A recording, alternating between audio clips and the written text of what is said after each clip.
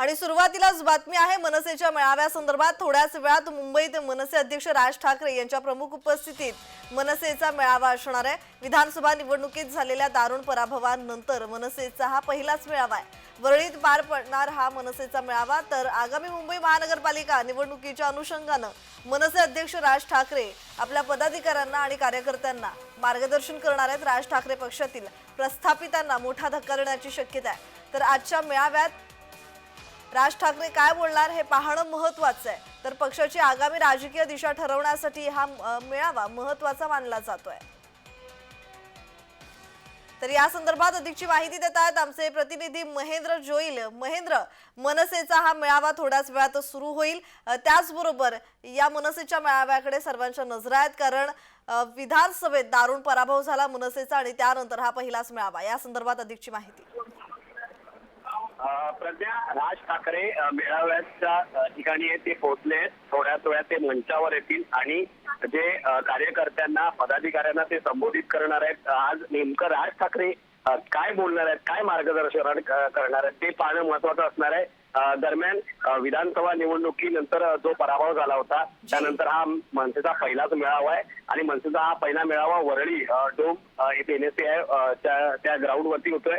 आगामी ज्या मुंबई महानगरपालिकेच्या ज्या निवडणूक आहेत त्या अनुषंगाने आज राज ठाकरे आहेत ते कार्यकर्त्यांना जे ते मार्गदर्शन करणार आहेत। राज ठाकरे जे आपल्या पक्षातील काही प्रस्थापित लोक आहेत त्यांना मोठा धक्का देण्याची एक शक्यता आहे। आजच्या मेळाव्याचं जी पक्षाची आगामी जी असणारी राजकीय दिशा आहे ती ठरवण्यासाठी आजचा मेळावा महत्त्वाचा असणार आहे। महाराष्ट्र नवनिर्माण सेनेच्या भविष्यातील रणनीतीसाठी आज राज ठाकरे काय मार्गदर्शन करणार किंवा काय मोठे संकेत देणार तेही पाहणं महत्त्वाचं असणार आहे। दरम्यान राज ठाकरेंच्या आजच्या भूमिकेकडे पाहणं महत्त्वाचं असणार। राज ठाकरे आज नेमकं काय भाषणात आपल्या बोलणार आहेत, काय मार्गदर्शन करणार आहे। राज ठाकरे थोड्याच वेळात जे आहेत ते मंचावर येतील आणि आपल्या कार्यकर्त्यांना संबोधित करतील, त्यांना मार्गदर्शन करतील। जी पाहायला गेलं तर महेंद्र, मनसेचा हा मेळावा महापालिका निवडणुकीच्या पार्श्वभूमीवर तितकाच महत्त्वाचा आहे। मनसेच्या या मेळाव्यात युतीची घोषणा करणार की स्वबळाची घोषणा करणार राज ठाकरे हे पाहणं सध्या महत्त्वाचं आहे। या संदर्भात अधिकची माहिती।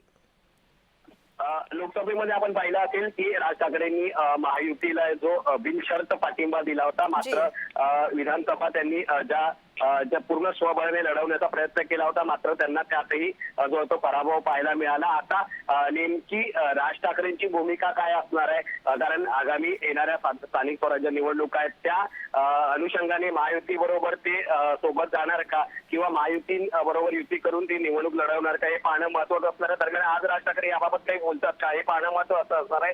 पण शक्यता जी आहे ती राज ठाकरे यांनी मागे विधानसभेच्या वेळेस पण सांगितलं की आता महाराष्ट्र नवनिर्माण सेना जी एकट्याने ताकदीने लढवण्याची शक्यता म्हणजे जास्तीत जास्त लढवणार आहेत। त्यामुळे आज राज ठाकरेंची भूमिका त्याच अनुषंगाने काय असणार आहे ते पाहणं महत्त्वाचं असणार आहे। जी महेंद्र, पाहायला गेलं तर महापालिका निवडणुकीमध्ये विजय मिळवणं हे मनसेसाठी अत्यंत महत्त्वाचं आहे, कारण अस्तित्वाची इथे गोष्ट आलेली आहे। कारण विधानसभेत झालेला दारुण पराभव, लोकसभेत भाजपाला दिलेला बिनशर्त पाठिंबा, त्यामुळे कार्यकर्ते आणि पदाधिकारी काहीसे नाराज असल्याच्या सुद्धा चर्चा होत्या। या संदर्भात अधिकची माहिती। नक्कीच प्रज्ञा, ही निवडणूक जशी महाराष्ट्र नवनिर्माण सेनेसाठी महत्वाची असं म्हणावं लागेल, कारण जर कार्यकर्त्यांचं आणि पदाधिकाऱ्यांचं मनोबल जे आहे ते वाढवायचं असेल तर त्या शक्तीने त्याच अनुषंगाने आज राज ठाकरे ते मार्गदर्शन करणं महत्वाचं आहे त्यांना। कारण ज्या पद्धतीने विधानसभेत पराभव झालाय तो पक्षासाठी पक्षाच्या अस्तित्वासाठी महत्वाचं आहे, कारण पुढची रणनीती असणार आहे त्याबाबतच आज राज ठाकरे एकंदरीत या सगळ्या सविस्तर बोलतील, ते मार्गदर्शन करतील।